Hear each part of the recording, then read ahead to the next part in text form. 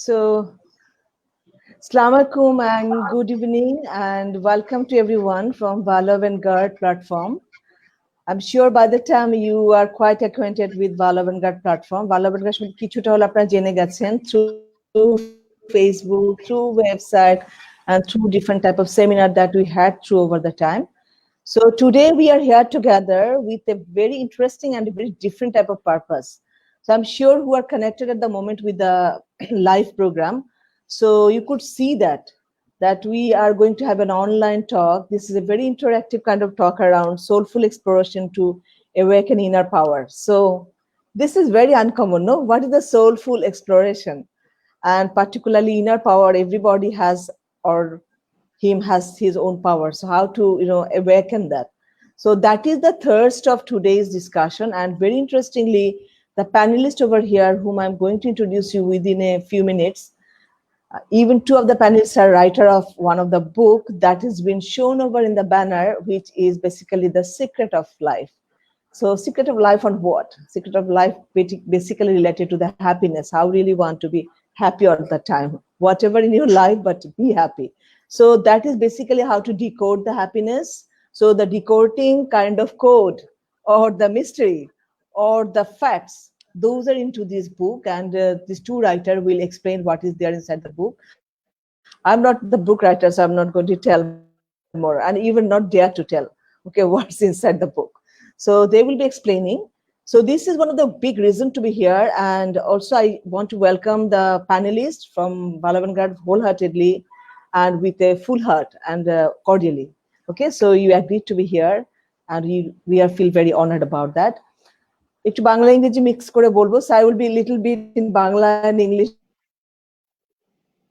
because there are quite a number of Bangladeshi audience and Indian my language to communicate. At the same time, when I will go to panelist, I will also go in a mixed way, okay, so that it has been understood by the, and this doesn't become a very complex discussion.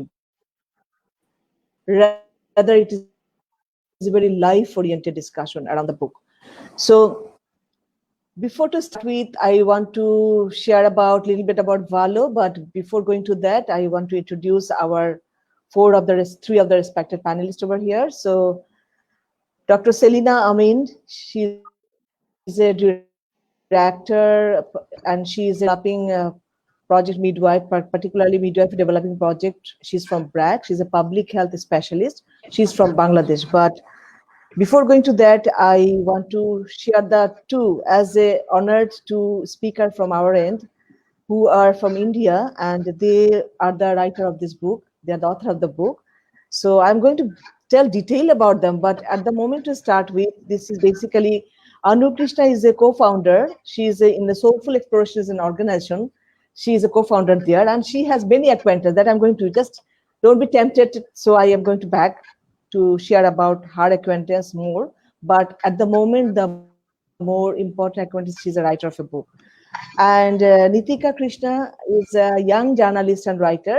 She is a part of the author of this book. So it is our honor and pleasure to have three of our panelists together, whom I'm going to tell more about. But before going to that, I really want to welcome all the invitees, all the kind of, like audience who are from different background of diversity who are connected to this talk today, this evening, from home and abroad. So it is our pleasure, as well as we feel very honored to at least offer some of the educative discussion talks time to time.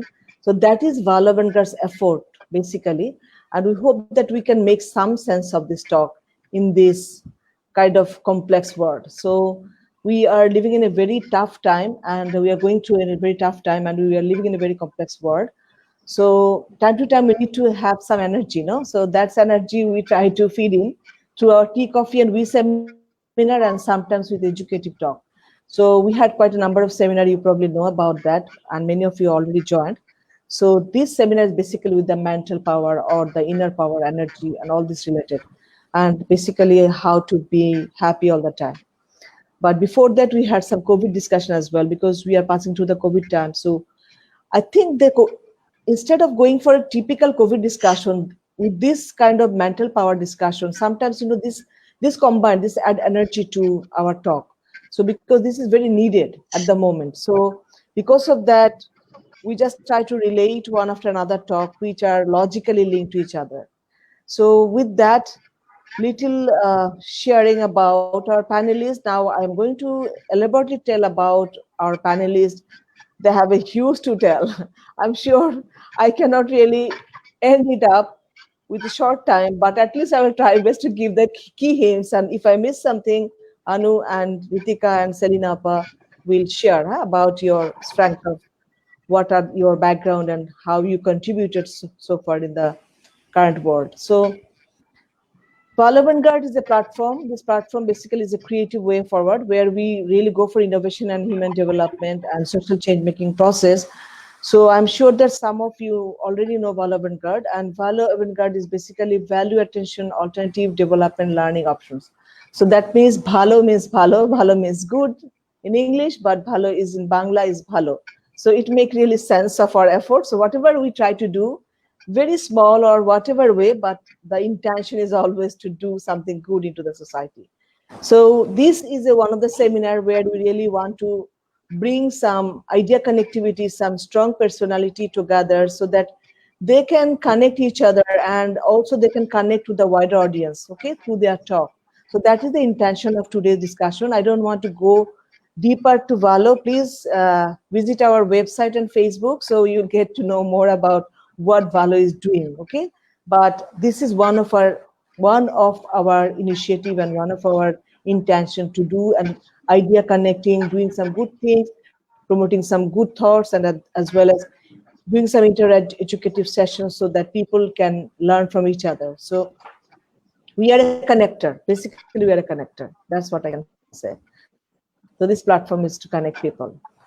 So coming back again to Anu. So today's one of the key person. Anu is because she's a writer of the book, and today's discussion is all around the book and the public health related and women related problem issues that we're going to discuss and try to bring energy to the mind as to awaken the minds in a soulful way. So the first instance, I must say that Anu is a woman that I know quite long years back. I know her for 5-7 years, even more. No, Anu, I'm sure 5-7 more, 10 years, probably 10 years. Yeah, possibly. So long acquaintance, but my first impression to Anu is she's a soulful woman. Okay, that is the first word I will use. That she's a soulful personality. So Anu is a co-founder, and she is basically with an organization. She's a change maker, an LLP and Soulful Exploration. That is an organization she co-founded. She's a mind coach. She's a trainer. She has done so much of this mind-related work across, several years. And she is an award winner for exceptional women excellence in World Economic Forum, as well as she is an article writer. She's a researcher, so whatnot. And she is, whatever she is doing, all these efforts are basically to make a change into and make a difference into the people's mind, into the society. So her intention is to make a difference. That's more impact oriented thinking. So I really appreciate Anu for all your, so it will take longer time if I go for your all the credibilities. I'm sure that is in Facebook, people will learn that what you have done so far and contributed into the world. So coming to Nita, so she's a blooming, I must say she's a blooming journalist. She's a young writer and speaker, and she believes in the power of positive thinking. Doctor and public health person, but we will try to learn from you in your talk what you meant by this neuro-linguistic programming and I personality. So we need her. So now we can really go for.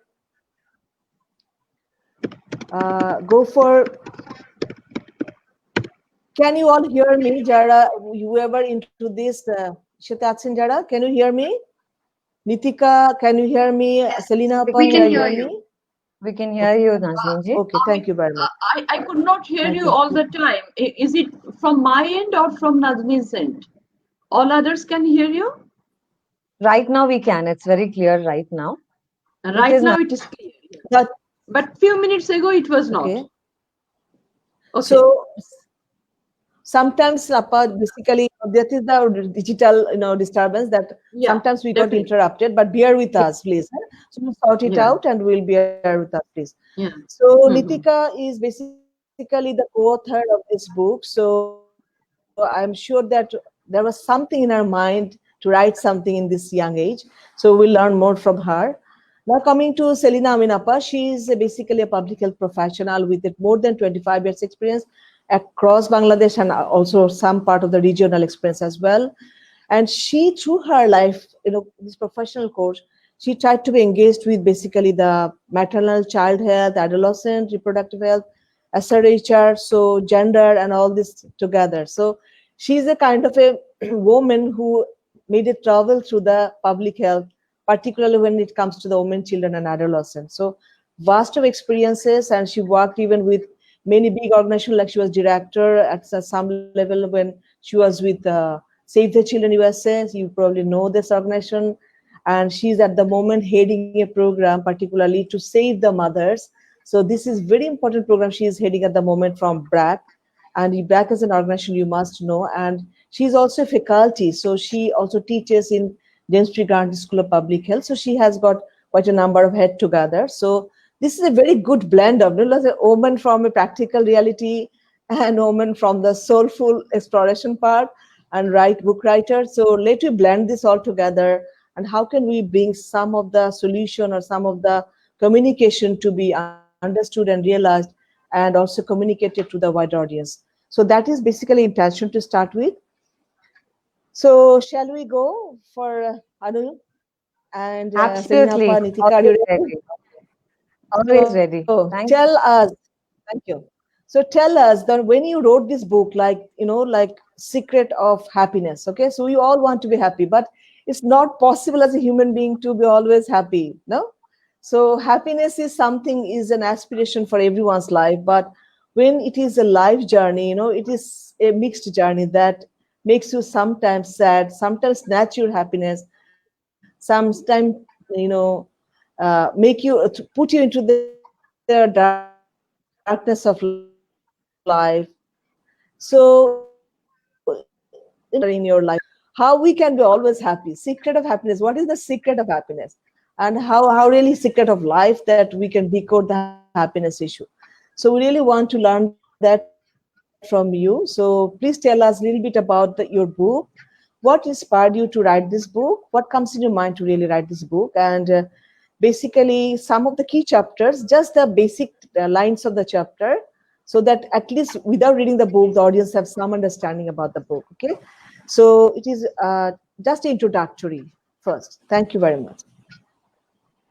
So that question is for Nitika or for me, Nazneen? For you, Anuji, of course, for you, and Okay, then I'll thank come you. back. Thank you so much. Yes. And thank you so much for having me on your platform again. It's always an honor to, address the wonderful people across the globe. And especially, I think now, for me, my heart has also begun to, love the people of Bangladesh. So thank you so much. Okay, it's so beautiful to be a part of this again with you in such a wonderful panelist, Dr. Selena. Thank you so much. And it gives me great pleasure to be back along with my co-author. I think by now most of the people know that it's my daughter, so my older daughter. So a little bit about what made me, and you were talking about happiness, right? So we have this challenge, I think, most of us that, we look at happiness on the outside. We are looking for happiness out there, right? If I get something, I'm happy. If somebody loves me, I'm happy. If this person does something for me, I'm happy. If I get a promotion, I'm happy. If I have so much of money, I'm happy. So it's about something happening externally that we define as our own happiness. Somehow I think I was also there, right? We're all human beings. We go through our evolution process. I was there as well. And I knew that that happiness that I was looking for, something happening and making me happy, was very short lived, right? I was just happy just for that moment. But it never continued because as soon as that element would go away, I would again start feeling very dissatisfied. The discontent was very high. So I think at that point of time, when I guess about 10 or, maybe 10 years back, when I hit a personal low in my life, which most of us, we go through certain rough patches. And I think that made me realize that I was basing my happiness on something happening externally. And that was the turning point for me to look inside and look and say, okay, I have to search for it inside. Okay. So that's when I started literally analyzing my emotions, breaking down the structure of my emotions, understanding. Well, as you said, right, each chapter of the book here, meant a different thing. There's food, there's health, there's people, there is love, there is work. In every aspect, there is something that we have tied down, and I had to loosen those knots. So everything in the book, for me, and Nitika will actually talk about what she had done, is about breaking down that how are we basing our happiness out there by something happening out there, and how from that external I have to draw it inside. So if I start working at that emotion inside, everything outside starts to work magically for me. So I had to bring about that magic. That gap is what we are attempting to bring in this book. I have written the non-fiction part. Nitika has brought about the fiction. So there's a beautiful blend of fact and fiction of how you can draw from your inner power. How can you work from within? So that's inspired The Secret of Life. Thank you very much. So Thank you. thank you so much. So coming to partly with Nitika, and then I will go back to Anu again. So Nitika, so tell, as a budding journalist, as a blooming writer, so what was your point to, compliment your mother? It's only that, or something that you had in your back mind that, okay, this is the place where I can really contribute best. So what was the inspiration for you as well? Well, Nazneen ji, to actually answer your question, it's a wonderful experience for any daughter to write a book with her mother. But since I'm a journalist, I always have this feeling in my heart that I want to express things. And as a journalist, you want to make the world a better place. And what better way than to actually write? And I love writing stories. And I believe that my part, fiction, gives this objective view to people. Sometimes what happens is when you read something, to uh, actually absorb it, you need an objective point of view. When you see something happening and you're a silent observer, it immediately sticks in your mind. You're able to actually relate to it. So as I wrote all these, these 9 chapters, I not just learn, I do not just want to tell my readers what's happiness, what's love, what's food, and I don't want to just take them through the character's story. I actually evolved tremendously as a person through this. I'm going to be 21. And even I've had these moments, especially growing up as, a teenager, where you feel that, the world's against you or you're lonely and these things. But writing this book, it made me come closer to myself. And as my readers read this, I want them to feel 9 times more. 9 chapters, I want them to feel 9 times more of this as they read these stories. If you love stories, you're going to tremendously love this book. So, yes, I hope I answered your question, Nazneen ji. Thank you. You answered. But I just want to keep my temptation basically stopped at the moment, because I have a very definitive question to you. I'll come back. That's relate to the journey that you say that when you started writing. So you made a journey inside to your inner and to your back years, and then making those with the external world and how relate, and then how you articulate it into your write-up. So that is the writer's charisma, no? So how they can make it. So that's really appreciated. I will come back to you with a very definitive adolescent and young people related question just within a few minutes. So coming back again, Anu, before I go to Selina Appa, that we need to know about the chapter, because hardly, your book is available in Amazon. So I couldn't even read the whole book. So only one chapter I could read. So the facts and fiction and the chapter you talked about. So can you just tell us a little bit about the chapter and what are the articulation of the chapters before I go to Selina Appa? Yes. So the way we've structured this, Nazneen ji, is like, I think we started off with body, and I can just actually go through it. So it's very quick. So we have my connection with body, my connection with people, my connection with money, my connection with health, connection with love, my connection with food, my connection with work, my connection with self, and my connection with the universe. So it's a flow. So we have started with something that everybody can relate to. Body. We all have, I won't say everybody, but there are a lot of youngsters who are dealing with body image issues. There are certain people who are struggling with relationships. There are people who are struggling with their issues, with the challenges with food, right? Their weight management. I mean, there's so much, right? And these are common problems we see in society. So for me, it was about telling people, look, we understand what you're going through, can imagine what it must be.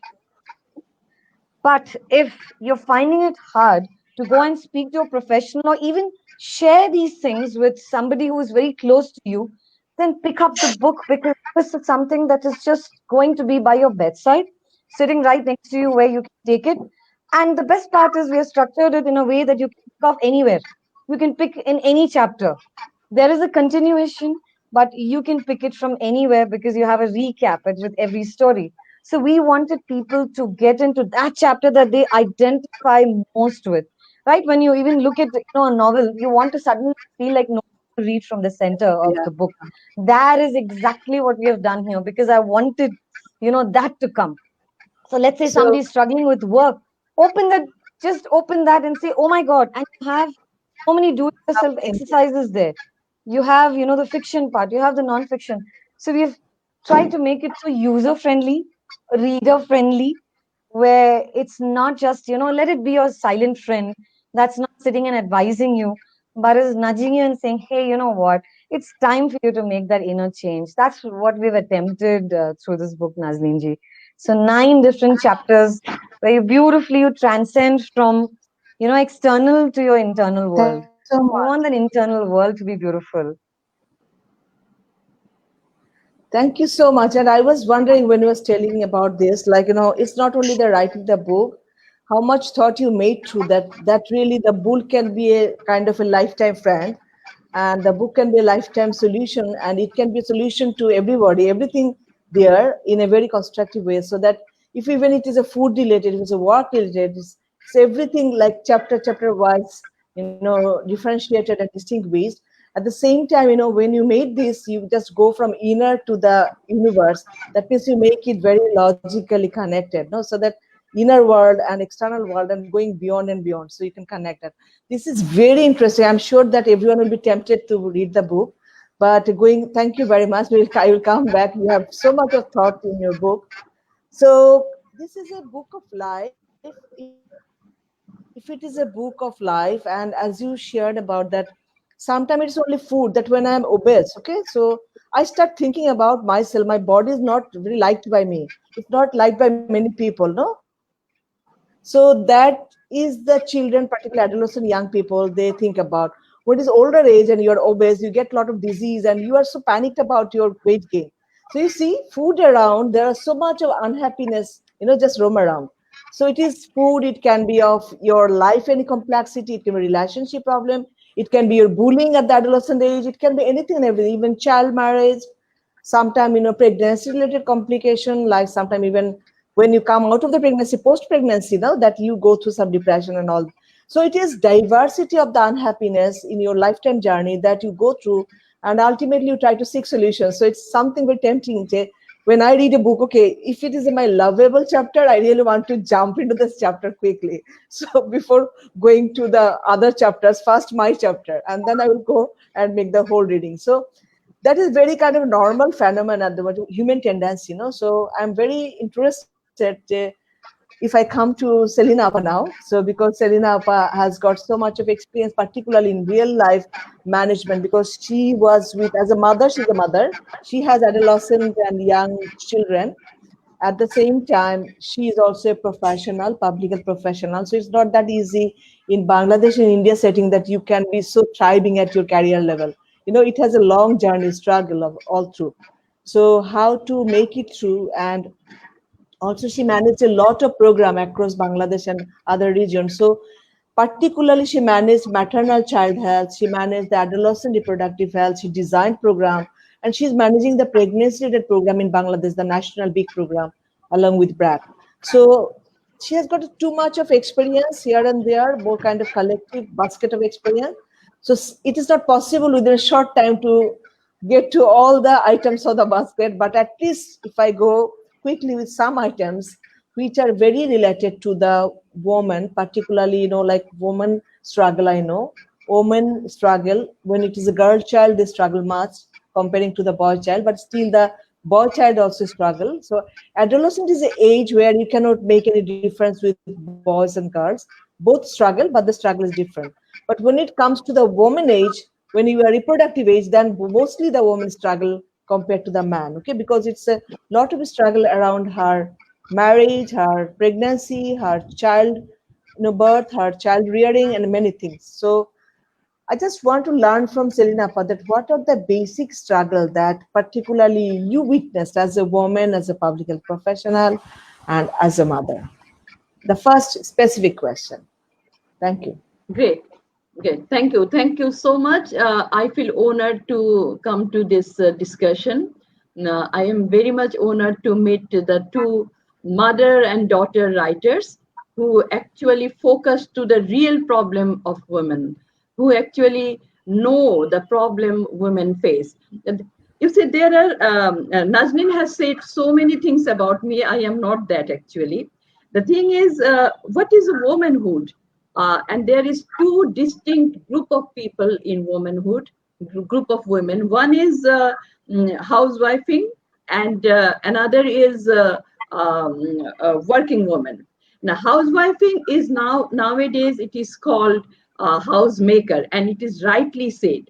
And I have worked in the slum, I have worked in the rural areas, and also middle class, lower middle class, and all the women who are housemaking facing same problems, getting up early in the morning, taking care of the children.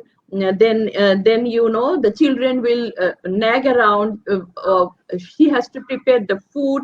She won't look at her own self. She won't see. Nobody looks at own self. Nobody talk about her.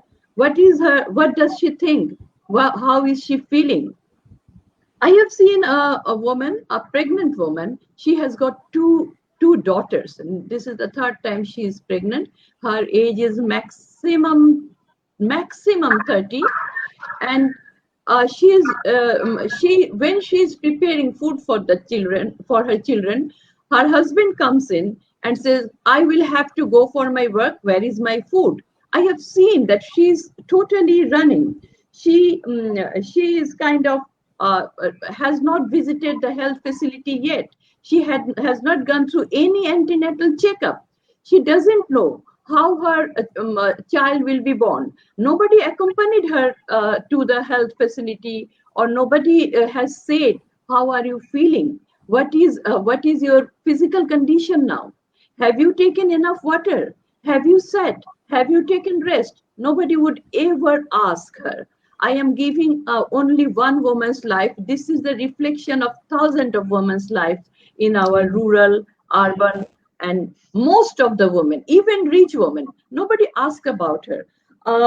And then again, going to the health facility, then again, how I will carry my baby, where my child will be born, in a health facility, in a hospital, or at home. She doesn't have a bit of a decision-making power. So this is an area where a woman who is at home is all the time lacking. And say her child is born, then after the child is born, she needs rest. She is bleeding. She needs needs to know how she has to breastfeed, how she is going to take the care of her child. Now, yes, there are a lot of mother-in-law nowadays, but they can be counted in fingers only. There are nobody, no mother-in-law, no sister-in-law, no quote unquote, yes, definitely I recognize that many mother-in-laws or mothers or sisters-in-laws are helping pregnant or lactating or postpartum mothers, but they are really, really, really few. And uh, and if she wants to look at herself, where am I, where is my own time, and how I look at myself, how I am looking after my child birth, that is the thing. She has got the right to think about herself. She has got the right to know about herself. Know thyself. It is not there. It doesn't exist. Now I was talking about the housemakers, but if I go to the working woman, think of my example. Now I am 55 over age, and I have two daughters. My younger daughter is now 25, but it is very difficult given the if you say now we are doing home officing is much more difficult for a Yeah. working woman than Yes. a housemaking woman. She has to now look after what will be cooked, and she has also she has to be in the meetings. She has to be giving decisions, and also I have a responsibility to see how my daughter's classes are going on, how she is thinking about herself. She is lonely at the moment. She is lonely. She can only chat, she can only look at some movies, but her life, adolescence life has come to a small small pot. The wide range of horizon a young girl or adolescent should be in, it's not there. Should I talk about adolescent now or later on, Nazneen? So, Selina, Appa, just I'll come back to you, but Okay. the moment just to relate with your mind. Thank you so much, and I will come back to you. And at the probably you can elaborate a bit about the working woman as well, because you talked about the woman of different kind of reality that during pregnancy or housewifing, how they are cared and uncared time to time, okay, and how they go through different kind of struggle. So if I relate the struggle, that sometimes like it is struggle when you are pregnant, one type of struggle that you feel little uncared if you are not accompanied in your healthcare or if you are not fully supported. So those are one thing. And then when you delivered, then another thing is like it's a delivery, after delivery, the baby care, then your care, which one is the priority? And sometimes when you are over prioritizing your baby care, you are just less prioritizing your care. So when you are not prioritizing your care, the certain of the because we know that postpartum depression is quite common. So that time you have to be something boost up. So if you take care of yourself, you feel well groomed, you feel well looked, then you feel little bit confidence in you. But if you are not prioritizing yourself, but you lose all the confidence of your children care, baby care. So, there are so many tiny, tiny phases that we don't even realize, but that snatch our happiness. Huh? So I'm sure that in Anu's book, there are certain solution to those.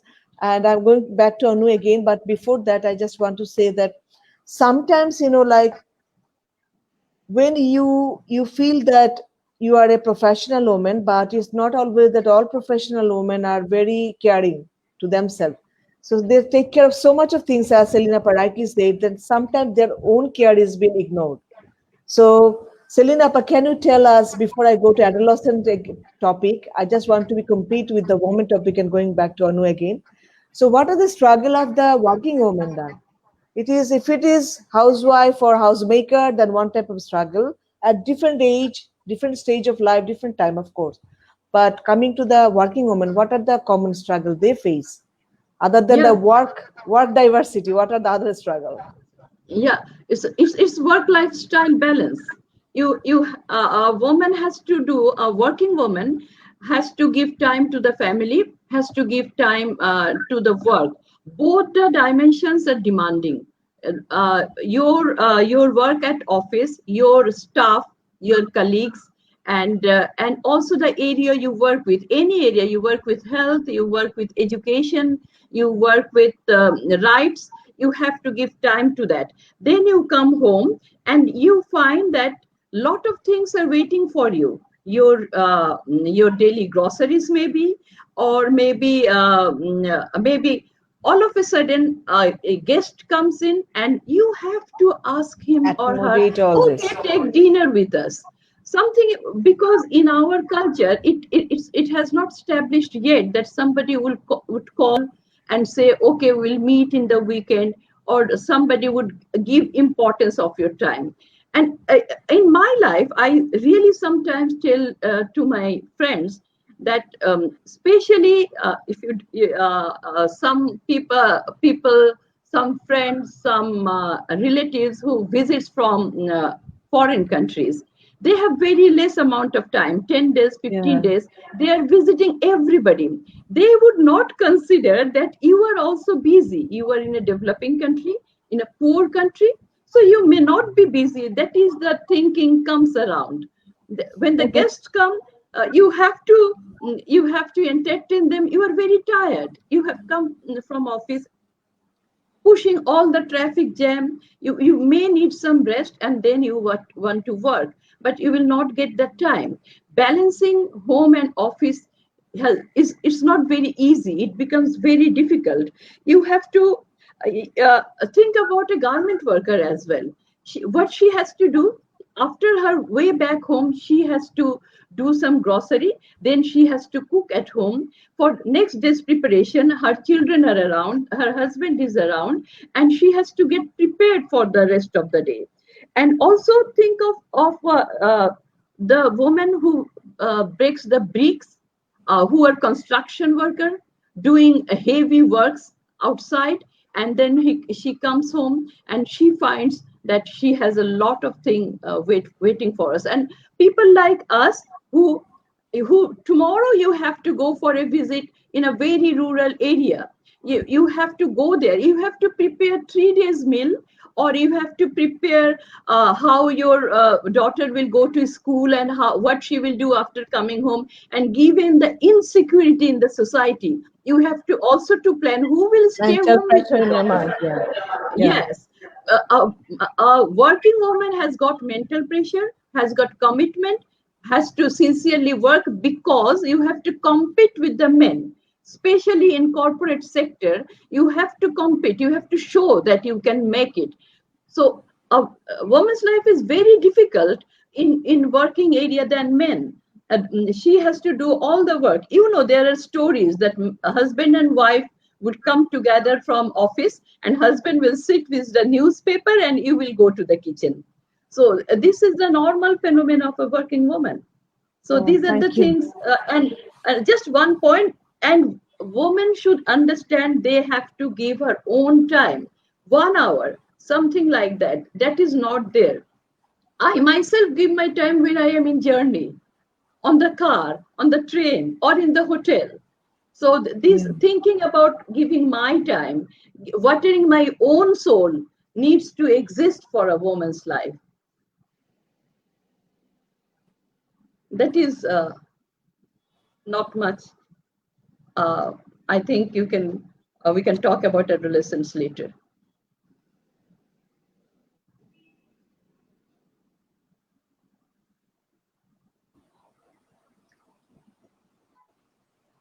So, can you hear us, Selina Appa? Thank you so much. Sometimes it's got little interrupted connectivity.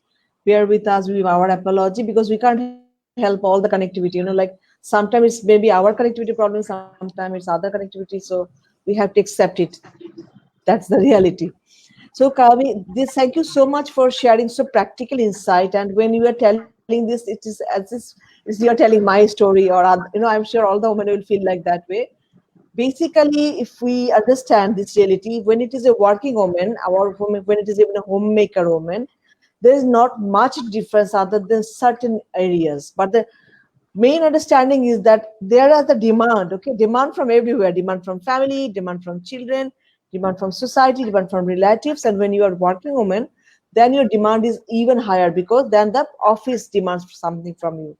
Your colleagues demand, your boss demands something from you. So, this demand of the variety, when those are like imposing to you, It is yourself, your ability, how you organize those demands, how you prioritize, how you make a kind of a like, construction of the demand management. So I'm sure this is very tough. It's not something bookish that somebody will read book and then they'll be able to manage.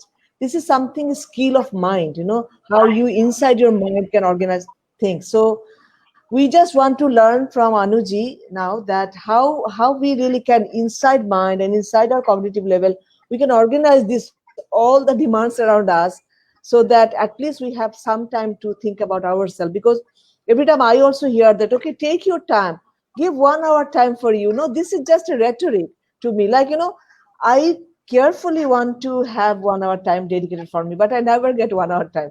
When I get 1 hour time, by the time it's already late and it's already 12 o'clock in the night. So there's no point for taking 1 hour, better to sleep and then get ready for the morning. So this is the life we are, be we are professional women, be we are homemaker. So can you tell us that how to really, what is inside your book to that solution? I also want to learn what is the solution there in your book. So I will Oh, go for reading yes. that book. Sure, Dr. Nazmi. And thank you, Dr. Selena, for throwing light on, especially is a very pet subject of mine. Okay. For women, I have noticed one thing that they feel guilty almost, taking time off for themselves. Okay. They will be in a great position to do everything for their family. And like you also mentioned, right, that, when we are working as working women, and especially now working from home, we have to manage home, we have to manage work. So sometimes we can get into a place where, the stress levels can build up. We can get very anxious about it. But if somebody is told, a woman is told, you know what, just take 1 hour, like, Nazneen ji was saying, right? Even Dr. Selena was saying, take 1 hour, that's so called me time. Most women will say, I don't have the time. I feel guilty. In that 1 hour, I can do something for my family. But if you are not going to show that amount of self care or self love for yourself, there is only that much that you can do. Because if you're not filling your cup with that love, that care, there's little that you can actually give to others. So it's very important as women. And I'm just going to read out this to see if this makes any sense to, the women across and even others, who feel guilty giving that time to themselves. If you are a believer of, and this is from my chapter, My Connection with the Self. If you are a believer of perfect, imperfect, and that it creates a unique version of you, then you know what it's going to be about. The key to any relationship that you may have, whether with people or health or yourself, starts to shape itself with the amount of time and love that you shower it with. Taking care of everything external, you may have forgotten the most important part of that pie. That is you. You know that you deserve as much attention and love as you have been so far sharing with everything that is external. And when you actually give that attention to yourself, you slowly begin to see how your health, your work, your people, your finances, everything seem to be graced by a quantum leap of goodness in all good faith. It's obvious as the external world is a result of your inner world. Great teachers and guides might tell you that in their own soothing ways, and up until now, you may have simply brushed it all aside and convinced yourself with, I can't change. This is who I am. And if this line of thought and behavior has helped you and what matters to you around, like your family, friends, etc., then by all means, this version of you is to be applauded. But if you have been stuck with areas of your life like money, people, health, body, food, and all you see that you have just gotten by and made it through, then it's time to awaken deep within yourself, listen to your inner wisdom, and manifest your greatness. All I wanted to tell you in this chapter was that each area of your life, and like Dr. Saina was saying, it is important that these 9 dimensions that I've brought about is simply saying, please reconnect back to yourself. Give yourself that little, because when you deeply get into yourself, you're literally, your inner voice speaks to you. When your inner voice speaks to you, it tells you the truth. And 9 times out of 10, believe me, all the lovely women that are watching, and even others who are watching it, I'm not going to disregard who's watching, your inner voice actually guides you to exactly what is going on inside and what you should be doing. So give that time to yourself. Just go deep within yourself. You could just be staring at the sky. You don't have to invest in costly hobbies. You don't have to. Everybody asks, you don't have the money. No, just stare. If you've got, what to say, a lockdown situation, you can't go outside, or you just simply can't step out because of any restriction. Stare at the sky. Look at the birds. Look at the greenery around. That's all it takes for you to reconnect back to yourself. That time, whether it's 5 minutes, whether it's 10 minutes, that reconnection is just precious. It's magical. And that's what I have done with that chapter. Somehow, whoever has read that chapter tell me that when I come to that chapter, everything else seems to be making sense. Suddenly, the integration of work, life, all the aspects, all the dimensions of life suddenly start to make more sense. Suddenly, I've gone so deep within that I see my relationships taking on a different meaning. My work has become better. Suddenly I feel like my health has, there's a well-being from inside. And that's completely, has been the objective of the book. Well-being from within. That connection from within. That's the thing. So please take out that little time for yourself. That chapter will definitely identify with. And Dr. Selena, I hope you get a chance to read that, and I'd love your feedback on that actually. I'd really love. You've got wonderful points. Thank you, Dr. Nazneen. Dr. Nazneen, you're muted. You're muted, Dr. Nazneen. Acha. So thank you, Anuji. When you were talking about some solution points in your book, but those are very lyrical way, sometimes been wrote, sometimes factually, sometimes friction wise, so that somebody can internalize and can relate certain things with their life, and then they can connect themselves. Sometimes it is very important. We often say that you have to give time, but what is the nature of giving time?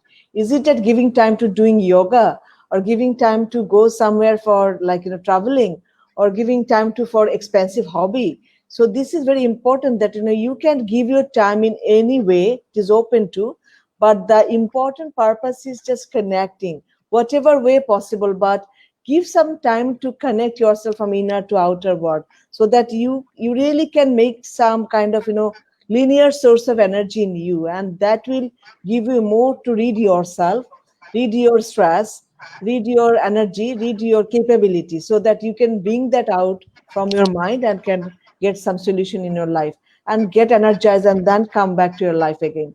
Okay, so that is the giving time. So what we understood simply from your talk, so I'm sure that if we read the book, we'll have more knowledge about that. But giving time has a meaning. It's not just only giving time, but we can only, even in a simple way, they just keep some time allocated in a pensive mood. I just think, okay, I can have a cup of tea in a quiet room. I just keep on, like, concentrating myself. That can be giving time. In my office, I can close my door for some time, and I can be quiet for some time. That's also meaning of giving time. So giving Yes. time, if you make it very difficult, that will be far away from us. But if you make And it only simple, one thing, I just want to tell all the women, there is no guilt. When you yes. look up yourself, there is no guilt because you're doing it for yourself. Just like you give so much love to everybody outside, start with yourself and you see how beautiful it is. Yes, the book even gives you tips as to how you can actually very beautifully transition and not feel guilty, but actually just celebrate it within. Like, I am special, I'm unique, let me celebrate myself. So you will have a lot of tips there. So no guilt, lovely women, no guilt. You're Thank you very much. very important, and people love you. And frankly speaking, Nanu, you brought up such a practical point. I will come back to Salina Pai again for that point, but before I will go to Nitika first, because the guilty sense is particularly in the rural and the poor setting. It is when the baby is born as a girl child. The society always remind you that being a girl, you are at guilt. That feelings that haunt you all the time. No, because you just get yourself shaped, you get yourself distanced from many things, from the society, many kind of scope opportunity. You just distance yourself because of that guilt in your mind.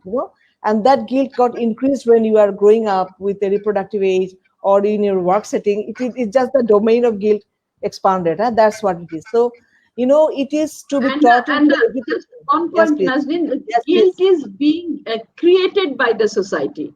By the But society. the Yes, Appa. pressure they give, the Yes. society give you the pressure to feel guilty.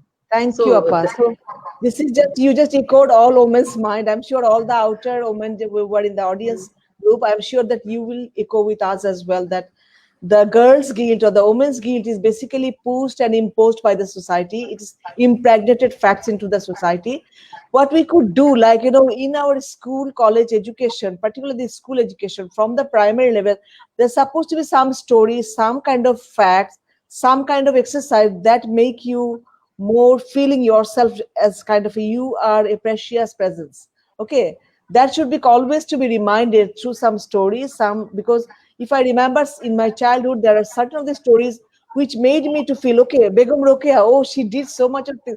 So, she's a very kind of enlightened woman. So these kind of stories should be more into the curriculum and textbooks, because that take away guilt, and that really helps you to be more from the beginning of your life, to be more understanding your energy, your dignity, your, like your presence, precious presence. So this is very important in life. So coming with these childhood things, like if I go to Nitika, so Nitika, as you are also a very young, energetic woman, and you are a writer and journalist, at the same time, as you said that you travel through, because we travel to the adolescent young age, but it is quite many years back. So many forgotten chapters in our life. But you are a very fresh young, so I'm sure that you have a very kind of, like a closer memory which you can relate to. So tell us a little bit about that, basically in the adolescent age. So what are the struggle, adolescent and young, if I say, what are the mind struggle they do, and you witness into the society, and what are the things pretty common with your life as well, how you can relate those, and how you could relate those in your writing as well, so that it brought a solution to your write-up. So can you just make a kind of a linear talking to that? Sure, Thank you. sure. Yeah, thank you. Thank you, Nazneen ji. And I'd like to say I really do love the points that Dr. Selina made Thank about, you. people and how society really is.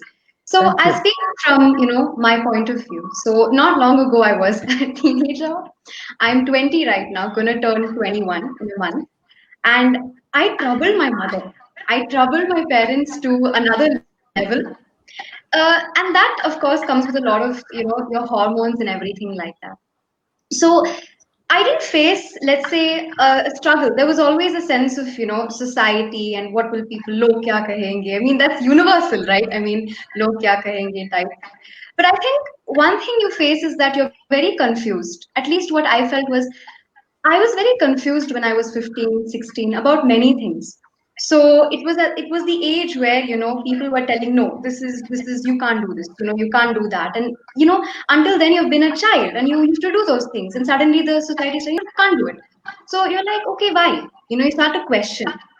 And I was very troublesome as a teenager. I have troubled my parents to another level because for me, as a person, the reason I decided to become a journalist was to express.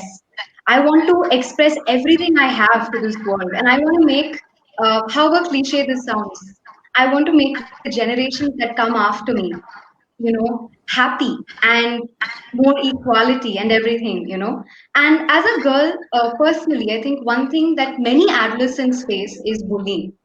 So I think what we do not really look at in schools or colleges is this element of bullying. Personally, the second chapter of our book talks about people. So there we talk about different things, setting boundaries. Sometimes it's so difficult to tell people no, especially as a teenager, when you're with your friends. How do you tell them no? That somebody calls you out, let's go out, your group of friends is calling you. How do you? And as a teenager, you're so disconnected from everybody. So if there's one thing I want to actually tell parents or even adolescents in India or Bangladesh is that I know it's a confusing time, You don't want to talk to your parents about things. You think they're always wrong, or you think that you know everything. But listen to the world around you, not society, okay? Not society. Society doesn't know a thing. listen to your parents because they always have your best interest in mind, though they might not always say it in the right way. Sometimes I know it's very irritating. But one thing if I learned is that through my phase of feeling little lonely was that the love that my parents gave me. There was not one time where they said, they didn't use words like you're worthless or you're good for nothing or never. They've unconditionally supported me. So today, if I'm able to express and tell teenagers across the globe that it's okay and this too shall pass, it's because of the love. It is so important to give an adolescent love at that age because you don't know the kind of situations they face because it's different. What adolescents 30 years face is different from what adolescents today face because we have social media. And social media can really shoot bullets at teenagers these days. The self-esteem, and there are so many issues that, not just me, but all adolescents face. There's one thing that every adolescent needs is that unconditional support. At home, if you're able to give your children support and not judge them, unconditionally love them, that is all. That's all they need. I don't know if I answered your question, Nazneen ji, but this is the kind of message that I want to put out to the world there. So, Thank you very much, Ritika, because you spoke I'm sure that when you spoke this, and every of us of this age, we visited our adolescent time and we had the similar kind of feelings. And if I remember that when the support from the mother or the family around is good, then your adolescent journey is really very interesting. It's not struggle. It's maybe a very kind of, uh, inquisitive, very kind of, how can I say, very, very interesting, challenging journey, no? Adolescent age. Because, if I might just add one more point. Yeah, yes, please. Well, I think from a point of view of society, India and Bangladesh, we're not very different. Not at all, society-wise. Yes, very close, honestly. Because I think that what happens is society makes the girl feel like they are supposed to be restricted in a social construct. They're supposed to play a certain role. And I have faced this also when I go outside, when I take public transport. There are things that people say. I remember this one thing actually. Me and two of my friends were in a local transport bus going back home from college. And she is a very expressive person. She was talking very loudly. And there was a lady, a woman. She said, "Don't talk so loudly." But the same thing if a guy did somewhere behind him.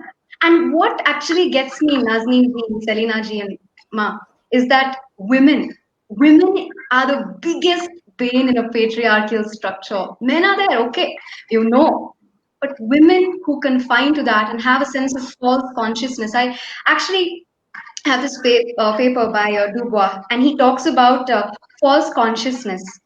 And he talks about how the people who have that feeling that they are okay with the oppression, those women are worse than the men. So when she said, told my friend, stop talking so loud, it hit me. I was like, oh wow. So this is what is actually happening. And I think the only way is for a girl not to feel it's unjust. If we keep feeling victimized, if we keep feeling like everything's bad, everybody's against us, might be true, might not be. But the only way to fight is not to feel like a victim, is to feel like a warrior. Women, we need to have strength within us. And you know where that starts? It starts before birth. It starts at home. Mothers, fathers, brothers, sisters. You need to make the woman feel secure at home. So when she goes outside and she's treated like this in a bus, she's not going to feel lonely. She's going to feel empowered and say, society is this. But I will cross over that glass ceiling, that corporate glass ceiling, and I will rise. So I think that is the most important part. So thank you so much, Nitika. I'm just, wondering with your sharing that you are a very kind of, in your this age, you are very thoughtfully empowered. So I'm sure that you will be very kind of a society change maker to support other adolescent and young people so that they can get the advantage. The feelings that you are going through or you had or you could see around you, those may be changed, so many years after. So because this morning I had a training program where it was gender related training. So in some of the talk, repeatedly came, because the sharing that you made, those are basically the gender construction of the society. Because of that, these feelings are coming, because these of the gender construction relationship that remind you all the time that you are a woman. Okay, so who made this? This is basically a societal relationship. Society shaped it up, society constructed. It will take ages to change the total society, but at least in the family, if the support is there, then all the adolescent can enjoy their adolescent age, because this is such a charming age. Your body mind dichotomy, fine, it is there, but your beauty comes in maximum. So you start feeling like you are a woman, so that feelings is there, some of the changes are there, so you should enjoy all these things. You'll never get in your whole life this kind of complex change, beautiful changes all together as a package when you're adolescent age. So I see my daughter does the same thing, like my young age when I used to do. I'm sure all the girls and women does the same thing. Like when you are changing, your body mind changing, but you are too much to the mirror. So you always find some time to get in front of the mirror to see yourself. All the adolescent does, and my daughter is doing the same thing. That because you try to realize yourself, because some kind of beauty, some kind of vanity, some kind of change, you start watching yourself, which are maybe different from your childhood. So that comes to your mind, you notice that you want to reconfirm that going in front of the mirror. Okay, so but if your society or your surrounding is not pleasant around you, if your parents are not supporting enough, then you will never be able to enjoy those age, these kind of changes. So it will be much more complex rather than it appear as a beauty. So I'm sure that family should be the first construction of the gender, so that they should be over supported. Parents' unconditional support makes every child confident. I remember I'm here because of my father. My father was like almost made me a kind of a second generation father, not a mother. Okay. So that confidence has been transmitted from my father to me. And that made a kind of a very confident mind inside me that brought me over here in this life. Okay. So it has been impregnated in my childhood, the confidence. Now I am there with that confidence to do something more into the society. So parents' support should be from the childhood, from the adolescent. It should be always there, but in the adolescent time, I think it should be maximum. Parents support. They should be surrounding you. They should be shelving you. So coming to, thank you, Nitika. It's a very good point that you brought My up. pleasure. So Selina, welcome. So Selina, so now very practical things I really want to know from you, because you had so much of adolescent program you have done in your lifetime. So what are the things basically, like, particularly adolescent, when they are girls, their menstruation matters, no? So the menstruation is a panic. Sometimes they don't even realize that this is a kind of a positioning that gives them the ability to be a mother. So that is some very precious ability, no? But they don't even realize that they're over panic with the menstruation. So this one struggle with the boys, with their face change, with their mustache and all these kind of changes. They also feel little insecure if it is boy child. And then child marriage is another in the rural community. This is pushed up by the fact that when the girl is grown up, first menstruation appears, then the parents are over panicked about to get her off to marriage, no? Because that is the rural setting scenario. And at the same time, the peer adjustment into the school, bullying, peer adjustment, peer pressure, negotiating, all this comes as a very complex dynamics from home to outside world, and it is maybe lesser to the comparing to the boys, lesser compared to the girls, but it is there both for boys and girls. So if I don't go in a gendered way or in a sex difference way, if I go adolescent as an adolescent, boy and girl together, so can you just give us some light of thoughts how you have witnessed those, some stories even, some facts even? Thank you. This is an area is very close to my heart. I have worked I with know. really I so know. many areas, but So that's why we this, wanted to invite you. yeah, because it's a from my life. Uh, it's not very, it's unconditioned love, but how you handle your girl situation is sometimes you need guts to help your children, help adolescents to go through. My elder daughter is 30 and not got married yet. So no problem with me, no problem with my daughter. Nothing. Time will come. If she likes somebody, she will marry. She doesn't like somebody, she stands on her own feet. But the amount of pressure I get from the society is, I'm sure many mothers face that. In a country, in an area where child marriage is a norm, at that time, adolescents and young girls to stand on their own feet, not only family, society needs to grow. And it's not there at all. But for me, I am very confident, and my daughter is also confident. It's not a problem.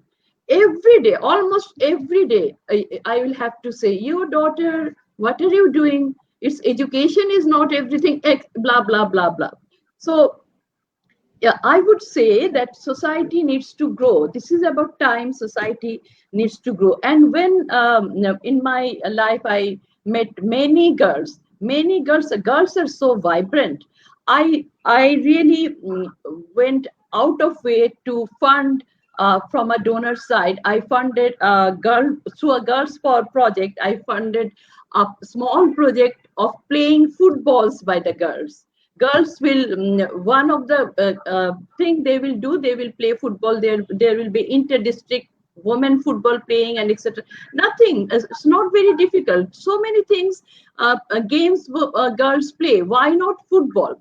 But I got letters from some communities that girls are going beparda. Girls are not wearing shorts even. They were wearing full pants and sort of like that. So why this is there? It's not about only playing. It is about empowering the girls. It is about the girls know I can do it, and girls will go ahead, and girls will even play with the boys at one moment. But what happens? The men gets threatened. Actually, and that is why they do not want that girls will go farther ahead. So what I did there in the community, there were boys group and girls group. So I felt that if the boys and girls can interact frankly, if they know that menstruation is normal, like I have some problems as boys. So those interaction I really enjoyed. I enjoyed that boys and girls, if you give proper information, if you give right information, if you counsel them, if you make a good communication, it works. That is the thing. Actually, the men get threatened. Men do not allow boys to know all these things, and men do not teach the family and others to respect women, to respect girls. So that is the important thing I learned from my life, that giving the proper information to adolescent and the community, it will really work. So I would say girls power, adolescent power, you have to give them. One girl came to me that I was young at that time, and she said, I want to be like you. When I grow up, I want to be like you, and I will go with other girls. I will teach other girls. What happened? Within a few days, her parents asked her to get married. She will get married and she will ruin her life. She will never grow up. And then that boys and girls, the small community group, they really help the girls not to get married, and etc. etc. Many thing happened on that. Actually, I also feel that nowadays it is not very easy to raise adolescents like I did 15-20 years ago, because now you have mobile phone addiction. Now you have many Facebook. I'm not saying Facebook is bad. I am saying the sites open for them, easy opening, giving wrong information, taking towards other areas. This is very difficult area.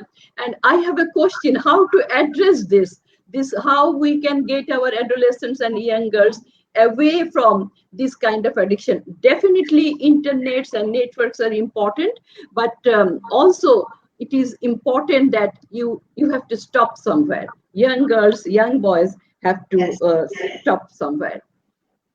Thank you, Selina Appa. So I just want to go to the question session, because we have already some questions already came from the audience. So we have to take those questions. Maybe some are related to our talk.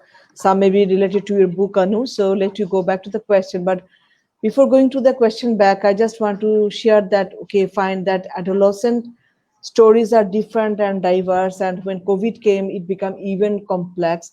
These adolescents are basically the creature of the complex world. Okay, so it does maybe boys one sort of problem, girls another sort of problem. But it is very important that if we really want to minimize the distance of the boys and girls, then early socialization time, like in your childhood, in your adolescenthood, it is better to bring them together. The way Selina Pa said that the girls and boys should be more closer, so they are more interactive, they are more kind of interresponsive, they are more mutual respectful. So early socialization time, if you can do that, minimize those kind of gaps between boys and girls, the gender construction will be better into the later part of the life. So that is must to be realized. It's very important to be realized. And the characterization that we made years after years, ages after ages, that boys are strong, girls are emotional, boys cannot go to the football play.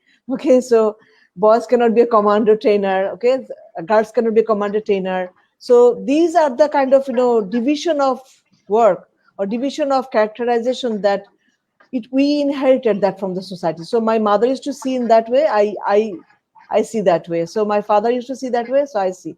It is just continued, no? So that lens has been continued from the inherited generation. But now it is time to change. I'm sure that Nitika, your kind of woman, more in number in Bangladesh and India, and also Anu and Selina Appa, their work across Bangladesh, there are many women are working like this, and also men's also. I'm not only telling women. There are many responsive, sensitive men. They are over pushing the gender construction to be corrected, to be fashioned, and to be responsive both mutually. It's not only woman, not man. It should be mutual responsive society. So let you go back. Thank you. So we'll come back to the questions. So audience from the audience, and then we'll get back to any of you can answer the questions which is related to you. Okay. So Aranno, you are back end. So can you just share the questions from the audience so we can relate those, or if you show those, yeah. So Ashyat Ikra, I feel that you are in the previous any program because your name seems very common to me. I remember the name. So the question is on the screen. So who can really want to respond this question? When our regular happiness fails to make us feel good during our certain depression, what to do at that time, at least to minimize the pain? Very interesting question. So I think Anulji, it is the question for you. Okay, thank you. Yes. Thank you so much. Yeah. I understand that COVID is not a particularly easy time for any of us, for that matter, wherever we are across the globe, whatever age we are in. I think we are going through a lot of struggles. I understand that. Uh, but to give up and to say, oh my God, I'm stressed, so I might be, getting into depression. Please don't use the word depression very loosely. I've seen a lot of people lately using the word depression like it's very freely available. Sometimes you're just low, okay? Sometimes you just are in a low mood. And just say that you're feeling low, or you're feeling sad, or you're feeling disappointed or upset. But to use a word like depression, suddenly you feel like, oh my God, as though you've got some sort of a disease. But I understand your question that how during a time when, I think there was another question also where during a time of COVID, how do you pull yourself out and how do you find true happiness? I'll say the first thing, please start your day, whatever across the globe, whatever religion, faith, belief that you follow, please be in a space of complete gratitude. First, start your day with a lot of gratitude for whatever you have, for what the lovely people that you're surrounded with. You've had a good night's sleep, even that, please be very grateful for that, because a lot of people are popping in pills just to sleep. The good food that you get, the people who are cooking that for you. Start your day with a lot of gratitude and actually see, how your energy shifts. This is my personal experience. So start your day every morning by literally thanking the divine, whatever religion, faith that you're following. Thank whoever is around. Just simply just say thank you. Just see how there's an immediate mind shift change. It is a cultivated habit. Happiness, let me tell you, is a mindset. You've got to cultivate it every single day. And when we talk about inner happiness, it is something that you need to work at. It is not just available. You go somewhere, pay money and buy it, or just say, okay, you know what, today I'm happy. And I'm very happy because I've partied with somebody, I've spoken to a friend. No. So, gratitude. And secondly, surround yourself with, the best of people. We have actually, sometimes a choice of people that we surround ourselves with, especially the adolescents. You just befriend, anybody. Any friend request just to increase the number, you want to say yes. And that's what, one of the chapters in the book is, how to draw the boundaries. What is most important to you? Start figuring that out. So your happiness is your choice. The book talks about that in great detail. So I will tell you, please buy the book for different aspects of your life, different dimensions of your life. And please don't use the word depression just like that. You're probably just a little low at this point of time, that all of us are. Like Nazneen ji and I were also talking on that day, and she said, I'm so fed up. Everybody's fed up right now. So you're just slightly low. Say thank you. Simply surround yourself with the best people and spend a lot of time in nature. It absolutely helps so quickly. I will tell you, in 15 minutes, you can change that mindset. And suddenly, there's an inner happiness that suddenly comes into you. From the soul, you will start feeling happy. So I don't know, whoever's asked that question, I hope that answers your question. Very much, Anu. So I just want to go back to another question. There's quite a number of sharing from audience. So I'm going one by one, trying to take if the time permits. So maybe I have to prioritize at some point. So coming back to the gratitude and surround yourself with the positive, that is a very good answer. And I'm sure that someone will be reading the book who has asked the question, so that you can get more detailed answer. But gratitude counts. Okay, I also feel in that. So surround yourself with the positive vibe really helps. Sometimes in adolescent age, we are tempted to support our friends in pain or friends in here and there, or listening to some stories which may not be a good match with my life. But that sad story make me sad too. So sometimes we invite sadness into our life, and we blend ourselves with that. So you should make a boundary. If some kind of pain kills you and it is from outside, then it's better not to support that. Rather, you keep yourself happy with your own. Absolutely. Okay.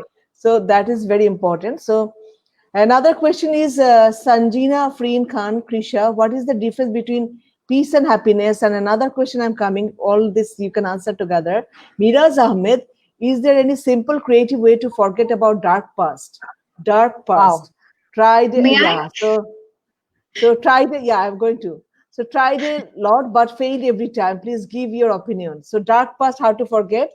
And another person is telling that what is the peace and happiness, what is the difference between. So somebody can take the question. Thank you. I'll take the one about, I'll try to answer. So, with dark past, all of us have those moments where we have gone through things that we're not very happy about. For me, it was, I made very wrong decisions when I was a teenager. So, and that led to a lot of repercussions for me in terms of, getting bullied, having no friends, having the wrong type of people around, and doing very badly at my academics. And I think everything gets to you at a point. And sometimes, very recently, is when I actually sort of came to terms with what had happened. There were days when I was 15, 16, where I literally did not want to exist, honestly. And it's not very easy to have that horrible, lonely feeling. The feeling of, when you're a teenager, a relationship or something, there are always those moments. You make, maybe, let's say, a person becomes your entire world, you know. What I felt, the best way to sort of get over a dark past is to accept that it happened. I accept I was bullied. I accept that, let's say, when I was a teenager, a relationship didn't work. But then when you look back, when I'm 20, 21, I look back 5 or 6 years, I say that, wow, I've actually come a long way in terms of accepting. And I feel there's a thing that I ardently believe. This actually just came to me the other day, this thought, when Ma spoke about inner peace and your inner voice. this thought just came to me. And this answers the question about peace also. Happiness is not the absence of sadness, but the existence of acceptance. And this just sparked, and I was at the lowest point. I think a month ago, I was just feeling, right? We all have these low points. And that was when it came to me. Happiness is not the absence of sadness, but the existence of acceptance. First, accept that you had a dark past, Very and then be deep. happy that you're alive here today. God is, you have what many people don't have. Be grateful. Everybody goes through it. Any dark past, losing someone or not having any friends, losing a relationship. We all have it. But think of how much it's taught you. It's made you more aware of these things, Yeah. right? Be grateful for it. And you will start to feel that peace when you begin to accept what you have gone through, whoever it is, whatever you've gone through. You're not alone. You're really not alone. When you have that sense of peace inside, you can never feel alone. You can never feel your dark past. I've left it behind, whatever I've gone through, whatever. And you move forward, look forward. And I hope that answers your question because I know it's Thank not you. easy. I understand what you Not feel. Right. But But thank you, Nitika. You brought it so interestingly that happiness is not that you don't have sadness, but you have to accept the sadness and make it two together. It's a very interesting hint, I'm sure, to feel about inside. So that's the inner power, and accepting the dark past is also very interesting. So really appreciating. So we have to accept, and I know that if somebody goes through a dark past or sadness, that I saw in LinkedIn some lines from some very kind of strong person that wrote that it makes you more stronger, more changed person, more able person. So take the absolutely, positive out of that. So it we have to does. accept that. Yeah, yeah. Yes. Thank you. So coming back, thank you, Nitika. It's a very good answer. So Thank Sharna you. Khandekar, she brought a question like, what is the relationship of love with happiness? If it has positive relation, then why can certainly love becomes a biggest pain in our life? Oh, what's so it is. So Anuji, I'm sure this is the question for you.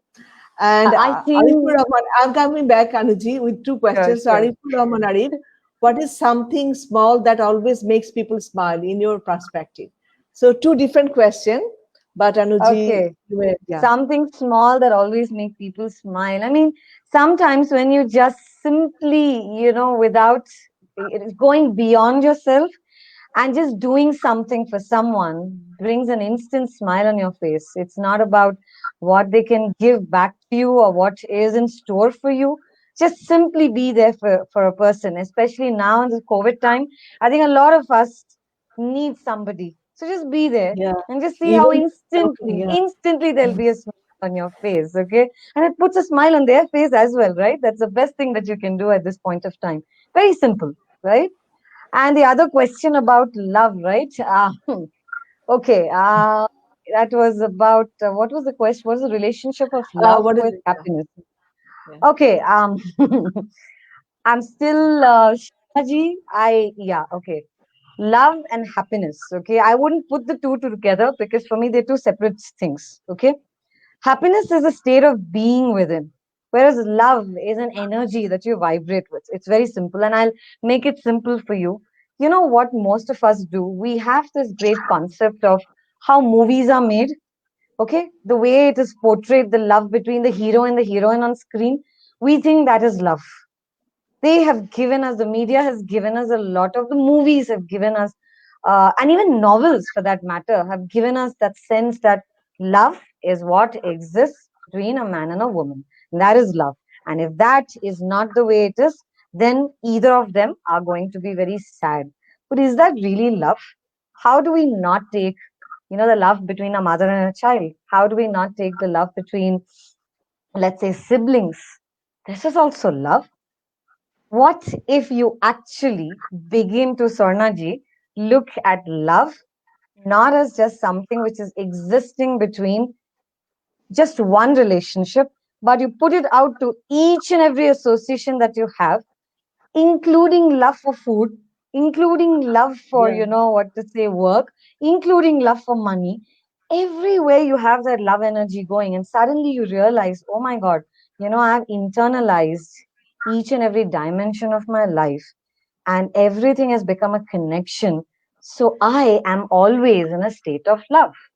So love and happiness, don't interlink them. Then it becomes a very painful entity, because once there's a person who gets out of your life, then you feel like, oh my God, now the person My doesn't life love is me. gone. No, the person Yeah. has dumped me, which is happening to so many of our teenagers, you know. So it is not, love is not that. Love is simply an energy that surrounds you. Just stand within nature and you'll know Mother Nature loves you. Just go, somewhere, and you feel that, people are just very interconnected. So, simply to answer Sornaji's question is separate love, separate happiness. Live, love, imbibe that thing. Happiness will just be a byproduct of it from within. That's what it is. So there's no pain. Love doesn't bring pain. Love only multiplies so that you can give more love to people. So please read that chapter. And I love that you asked that question. My Nitika, it's the fifth chapter, love, right? Yes, Sixth love is the chapter. fifth chapter. Yes. Yeah, so my connection with love is regarding that. Do not attach love only to relationships. It is Right. a Love beautiful is energy that universal. surrounds all of us. Yes. Yes. And Thank at you. this point, Nazneen ji, if we can say, Nitika, I want you to hold up that thing so that the rest of the world Yes. actually see it. So, Nazneen ji, you're the first one to, we have won the runners up from Coimbatore Literary Awards for our book. Right. So, people, Oh, Nazneen that's ji, we really love to, yes, in the category of non-fiction, The Secret of Yes. Life, Decoding Happiness. So, we have so. been acknowledged, and we feel so grateful. Congratulations.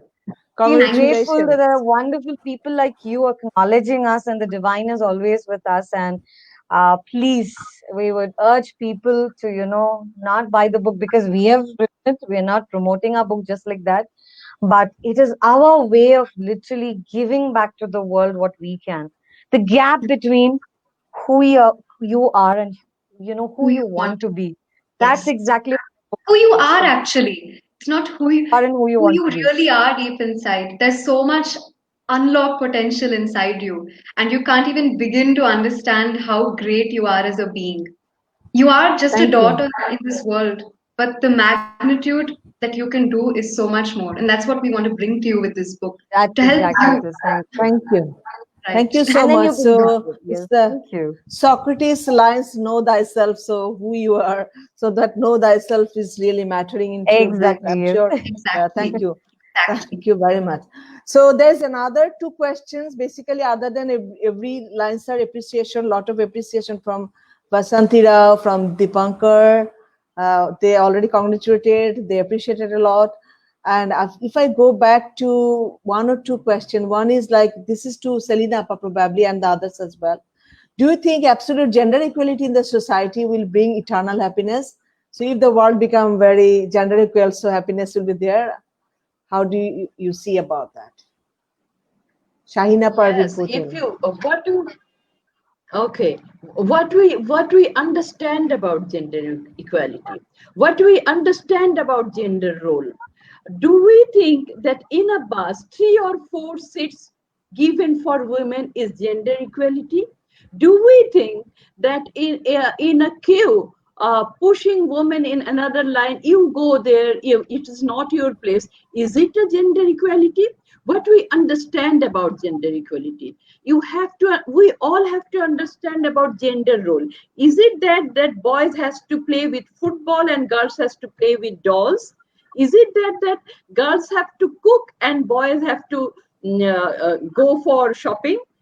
First, we have to understand that it is about having the role in both men and women in the same way. Yes, you have to recognize there are some parts of the body is different from the boys and girls. Some parts of the body is different. Some reproductive organs are different. It doesn't mean that men cannot do something like women and women cannot do something like men. Women can be an astronaut. Women can. We are using women for breaking the bricks. We are using women for construction sites. At that time, we do not say no, no, no, no, no. Women cannot do it. They are weak. Women are working like men, but when men has to work like women, you define the gender role, that becomes a problem for us. So first we have to understand gender equality is not that not that having a few seats and etc etc. Gender equality is respecting women. Gender equality is giving a proper role, not giving, having proper roles to the women. There was a good stories. Some woman was saying that oh, he permits her to go for a job. The husband is so good that permits her to go alone. No, it's not about permission. It is about having own role, Own working choice. together, those type of things. Thank you so much. So thank you so much. And Anu, you can compliment a little bit in a different mind inside, but I just want to relate to our two questions. This is the last two questions we are taking from here, which are related question. Radha Virmani, she already appreciated you all, Nitika and Anu and Selina Appa. So for your talk, and if I go back to one question is basically from CAP. I don't know. It is basically CAP is our mass promotion. So he asked that, do you feel that happiness is luck or is it a practice mindset? Okay, this is one question, and another was, if someone's happiness is ethically unacceptable to the society, then is it still should be defined as happiness, or you will mark as something else? If Very someone's interesting. happiness is ethically unacceptable to society, then it still should be defined as happiness, or you'll mark it as, I'm gonna say it very straight, okay? And your happiness is your choice. Now, if That's what I somebody's said. Yeah. define happiness for you and the way it should be, okay, today something might give me happiness, and I'm talking about external happiness. Now, there may be 100 people sitting and judging as to why that is not happiness, okay, and that is why I feel, more than looking at what is externally helping you to be happy, go deep within, because when you find that inner happiness, nobody is going to question you, because you're happy for a reason, no? Sometimes we say just be happy for no reason. It's like almost seeing a child. When you see a toddler, they just suddenly start laughing. And we appreciate it. That is inner happiness.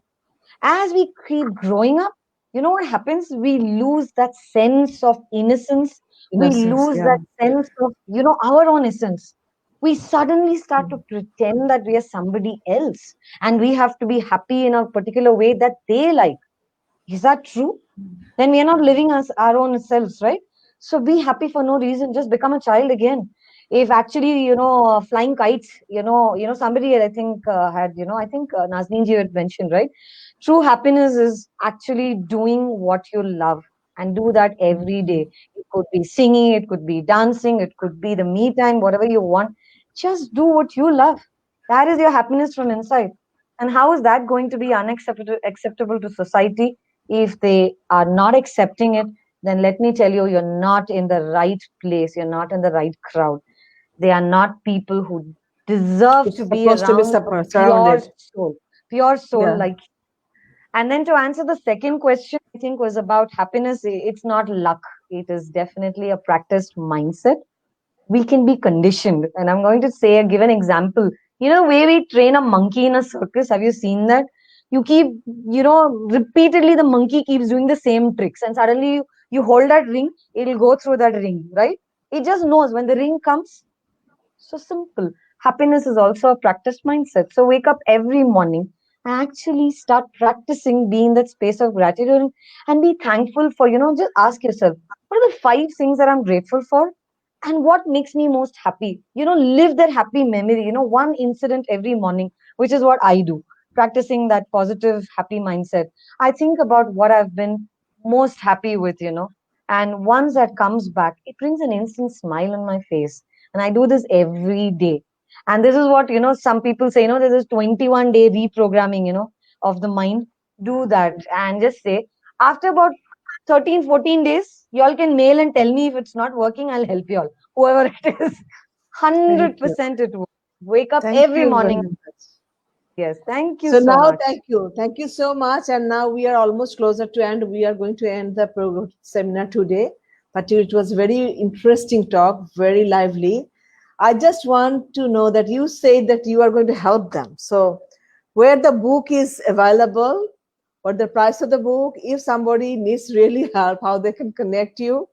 So because I'm sure audience have this kind of, expectation. So can you tell a little bit within 2-3 minutes, then we are going to formally close, thanking everyone. Yes.